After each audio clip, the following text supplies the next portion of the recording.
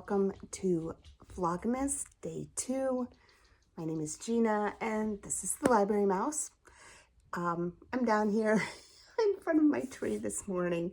Thought I'd give you a little different angle in the same places I always sit. But I'm coming today because one of the things that I've been doing the last couple of months was checking out the options for books at the Dollar Tree.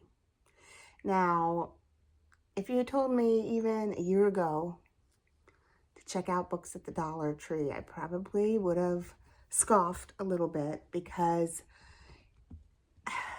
in the past, their book selection was never very good.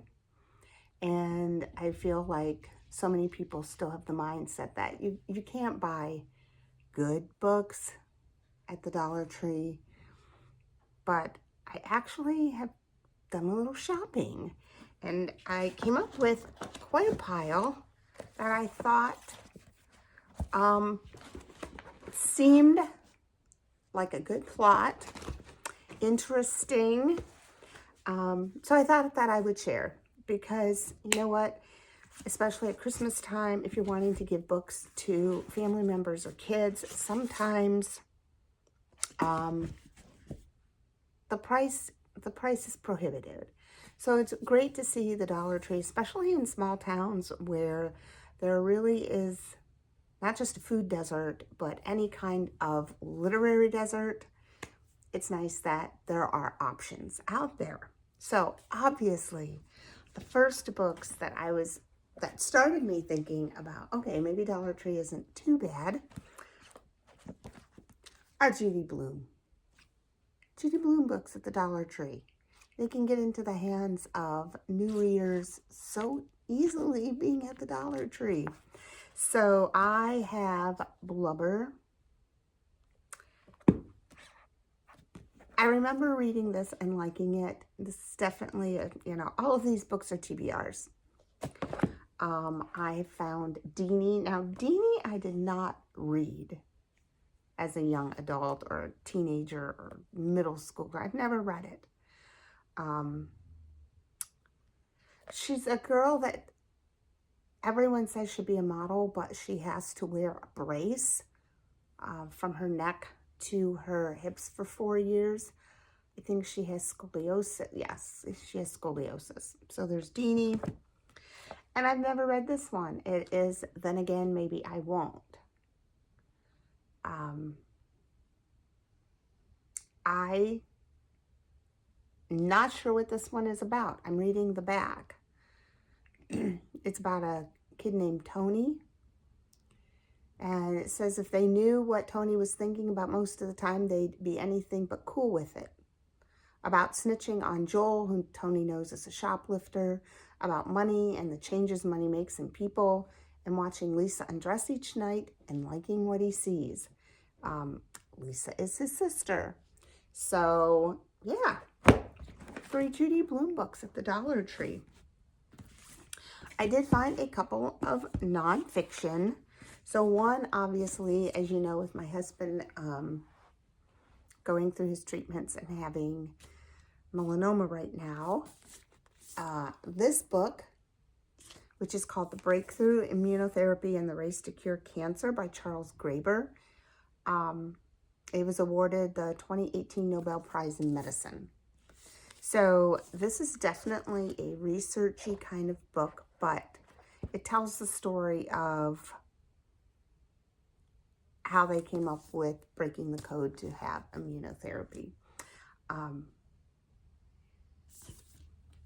think I was surprised to find this book on the shelf, so that was good. And then if you've watched my other videos, I have talked about this book. This is the book Well, and this is a memoir by Sarah the Barge, who was is a nurse, and she was a Yale-trained physician assistant. She got breast cancer and nearly died from it, and she decided to do something worthwhile with her life. So she goes to West Africa and works in a hospital there. I thought this looked and sounded like a really interesting book. And then I did find a few fiction that actually sounded kind of interesting. So this is called The Turnout. It is by Megan Abbott. And it is about dancers. It's about two sisters, Dara and Marie Durant, who have been dancers. They were homeschooled and trained by their mother, who was the founder of the Durant School of Dance. And then they start running the school together, along with Charlie, Dara's husband, and was once a prized student. So it sounds like they're running this dance school when a suspicious accident occurs just at the onset of the school's annual performance of the Nutcracker. It sounds really good. I had never heard of Megan Abbott. She's written 10 novels. She received a PhD in literature from New York University. She's the co-creator of the USA's adaptation of Dare Me and was a staff writer on HBO's Damon Simon show, The Deuce. It sounds like it might be good. I just found this the other day. I thought this sounded really good. It's called Superhost, and it is by Kate Russo. I want to read this one, I think, this month. It's about this guy named Bennett Driscoll. He's a artist. He was a rising star. Now he's 55. His wife has left him. He hasn't sold a painting in years. His gallery wants to stop selling his work. So he has this big home and he decides to airbed it, which I guess is like Airbnb. And through airbedding his home, he obviously meets all these different people who help him cope with whatever he's going through. But I thought it sounded interesting. It is written by Kate Russo. They say it is a wise literary novel that's also as funny as hell. And I was looking for a book that had some humor to it. On a couple videos ago, I was talking about my lack of humor in books. So this sounds like it might be a good one. This also caught my eye. This is The Big Door Prize. It is by M.O. Walsh, the best-selling author of My Sunshine Away, which I have never read. It says, just the back. The Big Door Prize is a beautiful box full of all things that compose our lives. Love, fate, chance, jealousy, sadness, jokes, desire, and music. M.O. Walsh gives us all of this and more page after page. It's about the lives of a couple facing their midlife crisis and a young man coming of age and how they intersect. So it's kind of interesting. So what the premise is, this Dynamix machine appears in their local grocery store in this small town, Louisiana. It resembles a plain photo booth, but with a quick swab of your cheek and $2, the device claims to use the science of DNA to tell you your destiny. So the machine is spitting out what should be your destiny to this town of people who are suddenly like rethinking their lives and changing their lives based on what this machine has told them. I just love that idea of a plot. I don't know. It sounds very interesting to me. The Big Door Prize by M.O. Walsh. Another book that I found here is, I love the cover. The cover caught my eye. It's called Browsings. It is by Michael Dirda. He's winner of the Pulitzer Prize.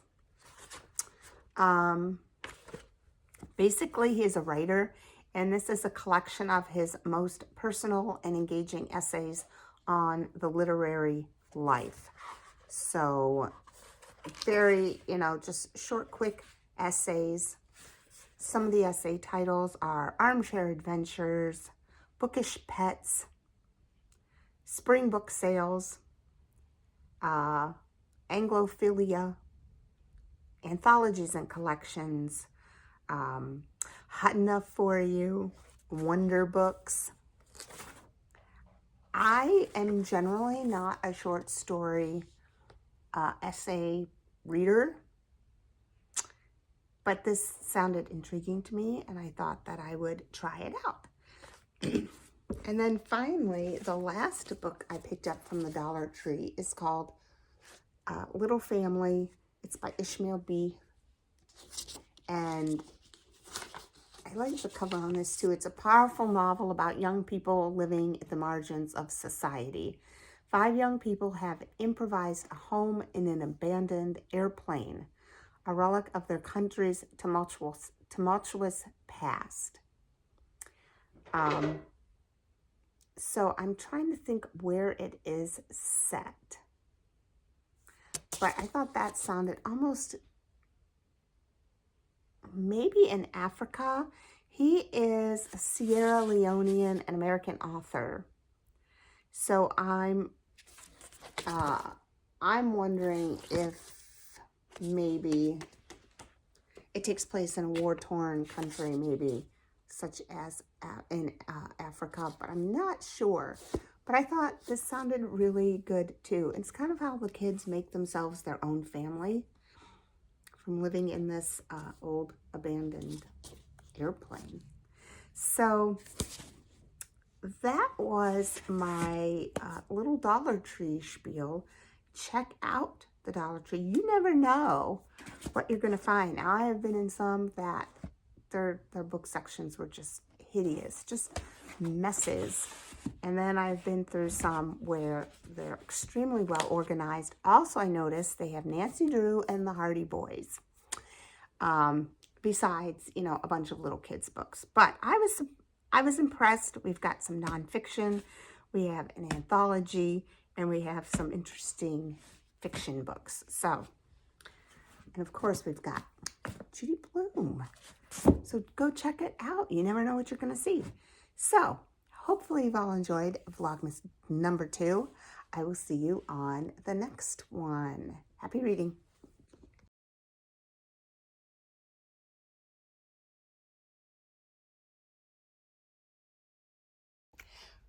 This is like a PS.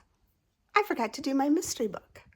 So, my mystery book from my shelf, randomly chosen, is written by Nora Roberts, if you couldn't tell. And way down here is the little tiny title. It's Cordina's Royal Family. I have not read this book. My sister is a huge Nora Roberts fan. I am not. But this looks like a family saga kind of book. It says, nestled in the hills overlooking the Mediterranean, Cordina seems a fairy tale kingdom, but a scheming traitor lies in wait. It's a mesmerizing tale of palace intrigue and royal romance in 3 sizzling stories about Cordina's royal family.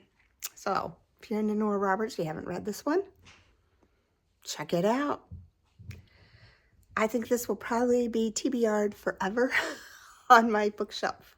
Maybe I will put it in a little free library whenever I get to one. But if you've read it, should I read it?